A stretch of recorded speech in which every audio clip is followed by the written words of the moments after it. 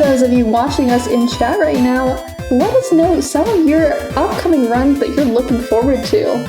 We have 4 full days packed with speed runs from all of our runners here. We have 2 runs left for the end of day 1. We got Seedling coming up next, and then DuckTales Remastered. Starting day 2, which is tomorrow, we have Kerwin Squash, followed by No Time to Explain Remastered, Colin McRae Rally 2.0 and 2005, Sonic Frontiers Sonic the Hedgehog, Kelowna 2 Dream Champ Tournament Spyro the Dragon, followed by Spyro 2 Ripto's Rage, Wing of Darkness, and Star Sign, all for day 2. Coming up on day 3, we have Final Fantasy 1 NES Randomizer. That is, I believe, one of our longest runs in the entire marathon, coming in at 2 hours. A huge randomizer there. Then we got Yoda Stories, Earthbound, The Legend of Zelda Ocarina of Time, another randomizer at 2 hours. Hunter x Hunter, The Lord of the Rings, The Two Towers, Ultima 4, Quest of the Avatar, Donut Country, Leaf Blower Man, This Game Blows, Super Mario 64, and that concludes with day 3.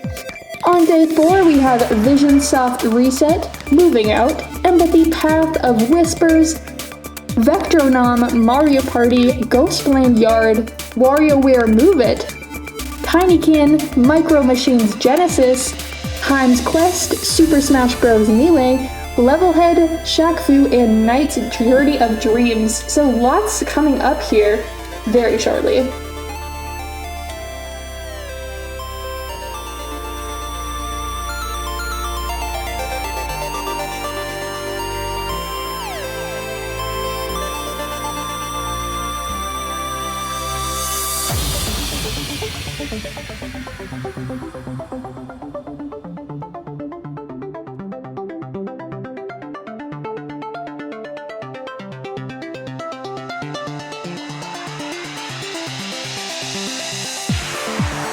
Alright, the time is here. We have our next game ready, which is going to be Seedling, any percent by Silversunfrenzy. So, take it away.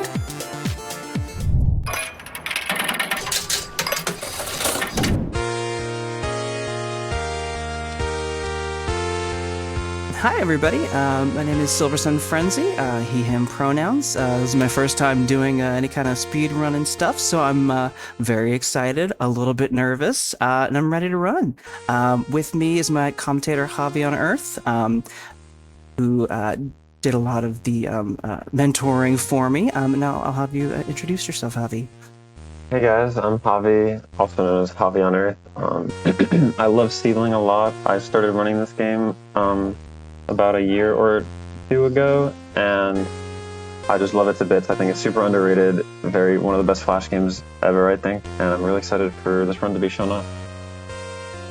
All right, yeah, and it's honestly, it's been a really great time learning it. I've never heard of it, but when I told my friends that I was running Seedling, they were like, "Wait, that game, that Newgrounds game from like a decade ago?" And I was like, "Yeah." So it's been a really fun kind of getting to know the game and stuff. So without further ado, let's restart the game in 3. We want to get started in 3, 2, 1, go. So one big thing about this game already is you skip a lot of cutscenes by like double tapping escape, going back to the title screen, and then returning back. You do that at the very beginning to just stop the little intro cutscene with the wind and all that. And this first dungeon is really interesting because a lot of the movement you do in here is to manipulate these little like blob, like Goomba-looking guys. So it's honestly one of the harder dungeons in the game for that reason, because the movement ends up being a little bit precise. But I think it's really cool. Do some enemy manipulation. Yeah, there's that one little guy in the chomper room that I just let him drown rather than do the faster strat of like kind of going around him. Oh. And then another thing that is pretty common here is whenever you get some item that gives you a cutscene, if you can die immediately after getting it, that's really good. Or if you can double tap escape, that is also another way to skip that, as we said earlier. So Ooh. Oh, goodness gracious. Yeah, I think that's a reset. This little block is very fickle. Oh, Oh no. no. It happens. Yeah, the physics are funny to figure out in this game, Yeah, especially when we get to, like, the walkways later on. Yeah, for sure. He's a very fickle being. Nice breaking the rope there. There's a couple ways you can go through that route. You can break the rope that stops the spikes and then go through the water, or you can... Another cool strategy is to go into the room that is being pelted by spikes and then jump out or enter back out of the room and then damage boost across the room. And now here's the first boss of the game. A test of your reflexes. Yes. Just a waiting game. Pretty simple stuff for a first boss. Now we have our first key to open some locks across the world of Seedling. Oh gosh. What's funny is I was looking at like the second and third place record videos, and one of them actually does drown right there. So I'm like, I'm among the gods, honestly, right now. I've drowned there many a time. And skip. And yeah, right there, that's cutscene can't be skipped if you go to the exit. If you go to the title screen during that, the cutscene just plays again. But what's supposed to happen there is basically this block falls from the sky and blocks off that stairway. But now by skipping right before that happens, we can re-enter that place again if we want. And here is where many Seedling runs go to die. Oh yes. Ha ha ha ha! Look at nice. that! That was really, really good. Got him 4, baby. Let's go. Yeah. For me, I take it if I get like 6 tries or so, I call it quits. But yeah, so basically the water runs on a timer. If you're in water for more than 10 frames, you just die. So it's a really precise skip to try to like cross that gap without dying. Sometimes you get it on the first try. Sometimes it takes like 20 tries. It's very fickle.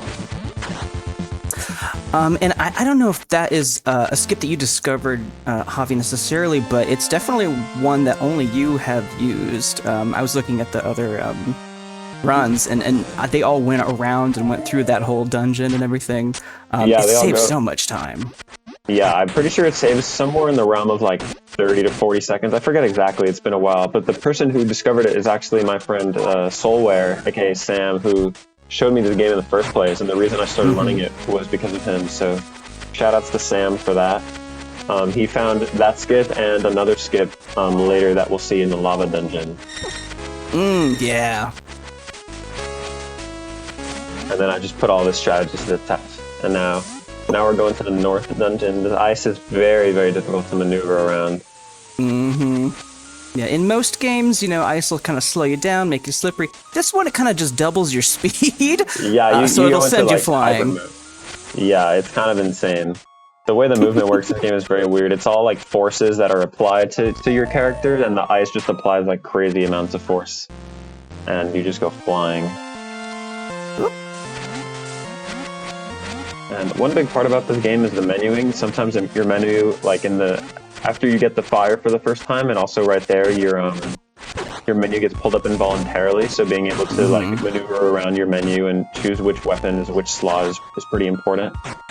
A bulk of the time, you want to have both your X and your C buttons to the sword, because dashing with the sword the way you dash is by double tapping the sword. So if you can just have both buttons to sword, you can max X and C and get a way faster dash than you would if you only had one button and the sword. So that's a huge part of routing.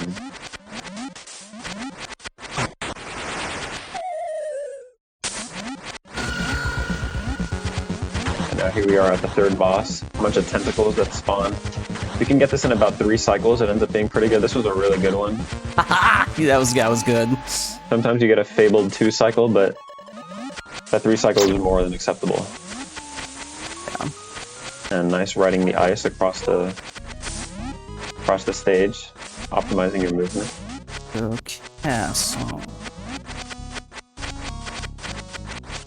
Now we're going to the 4th dungeon, the castle. This one's kind of a long one. This one's kind of like the puzzle dungeon. So there's a lot of like very long puzzles. Maybe some time for the host to read stuff out if necessary.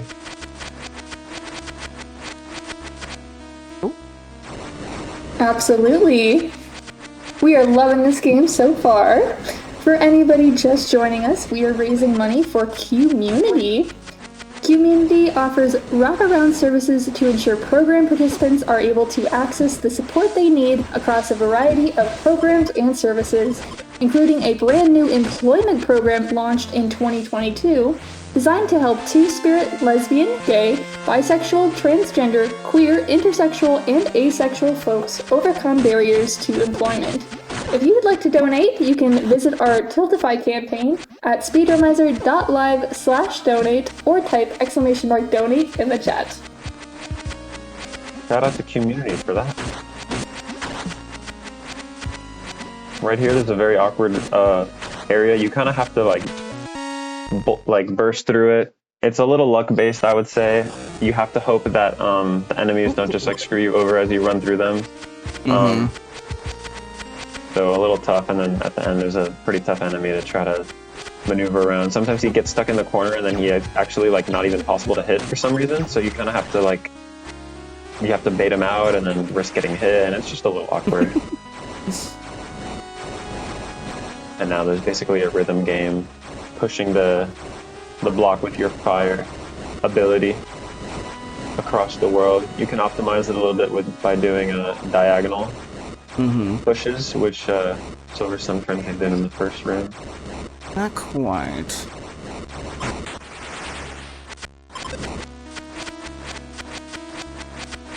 And it's kind of hard to tell what these puzzles do if you're not actually playing, but basically what that did is that deactivated this this pink like cube thing on the right, which like basically had like a force field around it, prevented you from getting that key. Now we have the key. We progress further into the dungeon. So it's a fairly, I feel like one thing that's really great about Seedling is just how massive it feels, even though it actually is a pretty contained game. I think this dungeon like adds a lot to that. Yeah, and there's so much of the game that I'm not, obviously, you know, we're speedrunning, we're skipping a lot of the games. There's just a lot more, darn. There's just a lot more of the game that's out there in the world. So many like different levels I'm skipping, different rooms that I'm skipping, different, you know, little tiny extra collectibles. It feels very much kind of like a Zelda in that way. Like there's just a lot of little things. It's a very Zelda-esque kind of game. And right now we use one of the major strategies that we use throughout the game, which is if you pause a lot of enemies and stuff, mostly not like enemies, but kind of like immaterial objects, like those little spike things that follow you around, you actually become completely immune to them. So that lets you maneuver through that puzzle about 5 seconds faster or so than you otherwise would. We'll see that again pretty shortly, once we get to the lava dungeon, which is one of the hardest ones in the game, I would say. Oh yeah, no, for sure. I think in most of my practice runs, that's the one. Oh darn. That's the one that I pause and I take a break and I go play a different game or something for a minute. Yeah, that one definitely requires a lot of grinding. The last 2 dungeons in this game are kind of like a 1-2 punch of like execution. It ramps up, yeah, quite a bit. Yeah. Like there are some like tough skips, you know, in the forest dungeon, in the castle, maybe the movement in the north dungeon, but for the most part it's not too bad, and then at that point it just kind of, the stakes get really high. So now after we collected all these purple pieces, we get to fight this boss. And the purple pieces boss. Right. So the only thing that hurts him is the wand, which we have just acquired. There we go. And now he's dead, and we can recycle. That's okay. Yeah, that's pretty good. And once he dies, so what's supposed to happen is he flashes, then you can see, since we already know what's behind him, we can just go behind him. We can shoot a little barrier that you need the wand to get by, and then we can just exit the dungeon through the warp portal without even needing to see it, because we're speedrunners, we're good like that.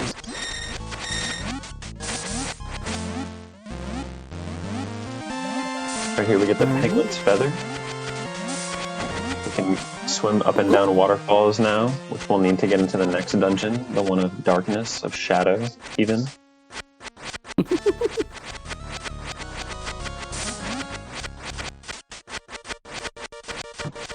This is Woshad, this is the shadow dungeon.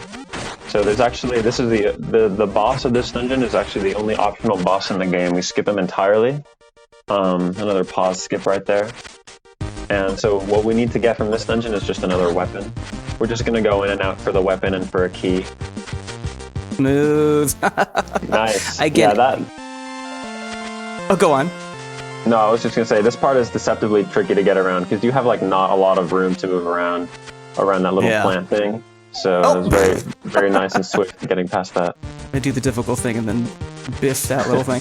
All right, we're good. We're moving. It happens. It happens in the world of speedrunning, and now we're gonna equip the spear for this one room. Oh, nope. Ooh. This block can only be moved by the spear. Go ahead and do that. It's a bit tricky because the spear actually doesn't completely follow the direction you're facing. You kind of need to like let go of the direction that you were originally walking to be able to fire it off in the direction you want. So it's a pretty tricky movement there to do that. Oh. And I think like any good speedrun, I mean, when I was looking at hobbies like, you know, world record speedrun, I'm looking at it, I'm like, okay, this isn't too bad. This isn't too bad. And then we actually play the game and realize like, there's just these little slippery spots and these little, you know, like we're talking about with the spear physics.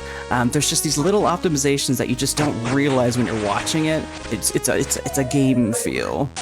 Yeah, there's definitely a lot to go into the movement and stuff. It took me a lot of grinding anyway. Maybe others would get it faster than I did, but I definitely poured hours into it to be able to get to this. And now this is probably one of the hardest individual rooms in the game. You have to pop. That was really slick. Yeah, nice. Ooh. I forgot about the swinging hammer. All right, here we go.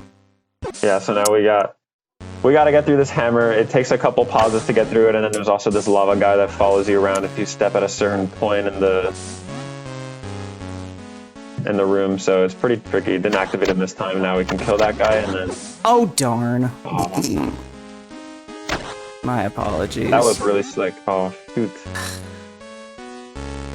You're so close. Nice. There we go. Nope.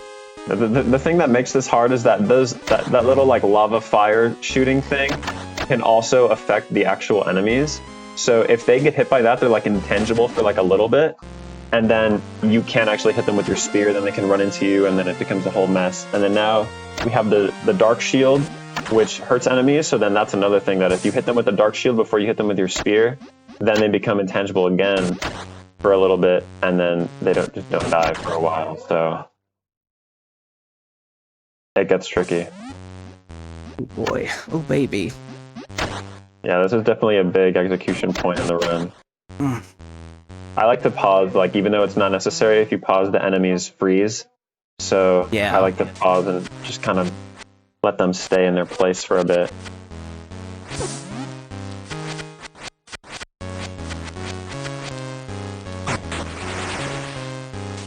Now progressing through the dungeon. Floor dies behind us. Oh.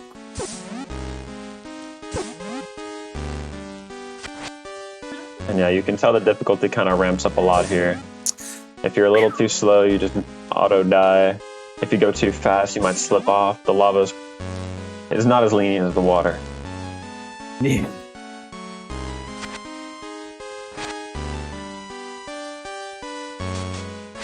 Yeah, yeah. Do that smoothly.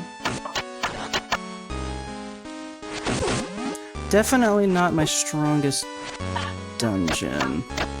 There's a lot of points to mess up. Like every single room can be like a run and killer at this point, especially this one. These little like mouth things coming out of the floor can just swallow you up if you're a little too close like that. And it's honestly a pretty precise like spacing to be at, to be able to hit them with your spear while also not getting hit by them. Alright, I'm gonna take it slow. You got this. Nice. Ooh. Ay. See the dark shield coming into play there. Ooh, watch out for that guy. Woohoo! Gotta bait that lava guy over. These guys are brutal.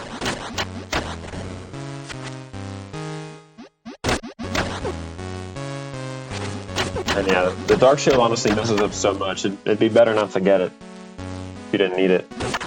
But I think you do need it. Do we need it? Can we skip that? Okay. All right.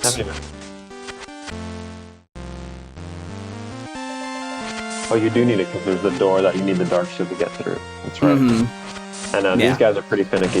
You have to eat them. Now that you have the Dark Suit, you can not get hit by them. Swim in lava. Yeah. So, I mean, honestly, that's the hardest part of the run done, in my opinion. Yeah. I mean, even the upcoming lasers are not going to be too bad. Nice, and that was a 2-hit KO, so that boss technically takes 3 hits to kill. You need to shoot his little lava meteors back at him and then slice it with your sword, but you can, if you maneuver precisely enough, kind of coming at him from the side, you can shoot 3 meteors back at him at once, and also hit him like in between all of them, and basically you can one-shot him, essentially. But it's pretty precise, but there we got a 2-hit KO, which is still nice. You can get a guaranteed 2-hit KO by coming at him from the corner.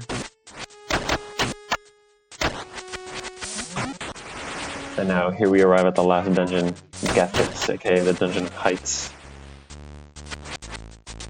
Oh yeah, each of the levels is like an anagram of what it is. So you've got Basiniad for obsidian, we've got Gethys, right, for heights. Yeah, and just makes me think of Pokemon, for shadow. Yeah, it's a little bit, it's like one letter off from Gethys.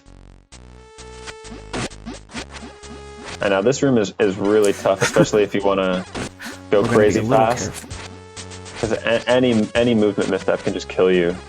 Oh yeah. So if you want to like, yeah. If you want to get through this on the fastest cycle, it's really tricky. But you can.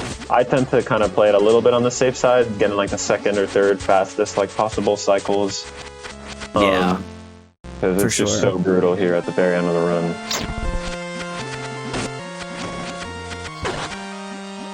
That can also be a bit finicky. You have to shoot the little light switch from across the enemy, and sometimes it just doesn't work. The enemy just kills you outright.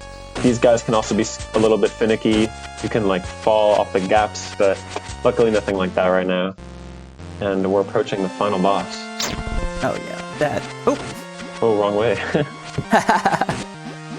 This is still one better than obsidian. All right, let's get out of this tower. All things considered, that was pretty clean. And yeah, now here not we too go. bad.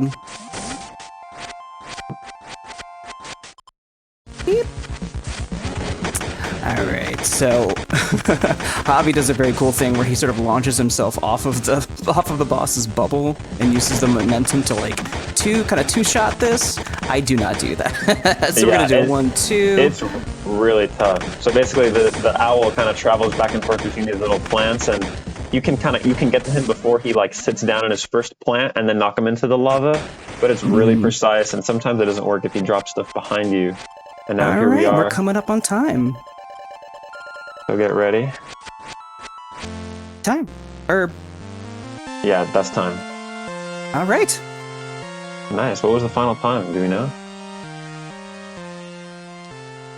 Now we have a final ending cutscene. It looks like your final time was 19 minutes and 28 seconds. Okay, so not great, but hey, for a marathon, I don't hate that. Yeah, not too bad. Yeah, and the Newgrounds player will always give me achievements whenever I like reopen the thing. So it's gonna say that I did that for the first time. I promise. I've done this before.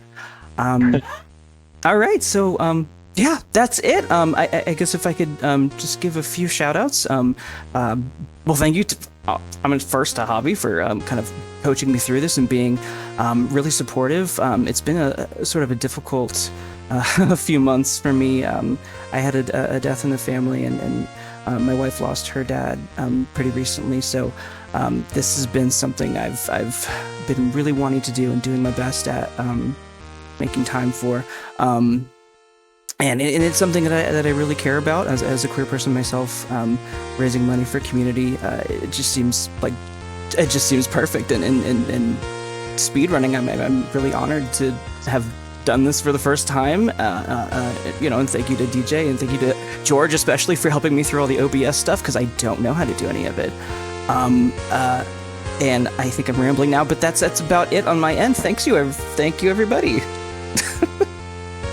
Absolutely, we loved having you, and of course sending lots of love to you and your family as well in this difficult time. If anybody has any other final words or shout outs, you can say them now. Yeah, Bobby, just if you shout want to out say anything? just a shout out to DJ Fatso and George and everyone for helping set this up. It's for a great cause and everything. Shout out to my friend Sam for showing me this game, and the former world record holder Jan for putting a bunch of videos out and making the game really exciting for me to learn. Shout out to Silversunfrenzy for a great run and for being an excellent sport throughout all of this. And it's been a great time. Hopefully some of you guys have been interested in Seedling after this. Hopefully you guys stick around for more excellent speedruns coming up pretty soon. Perfect. Thank you both so much for joining us. And with that, we're going to take a quick break, but don't go anywhere because we'll be right back.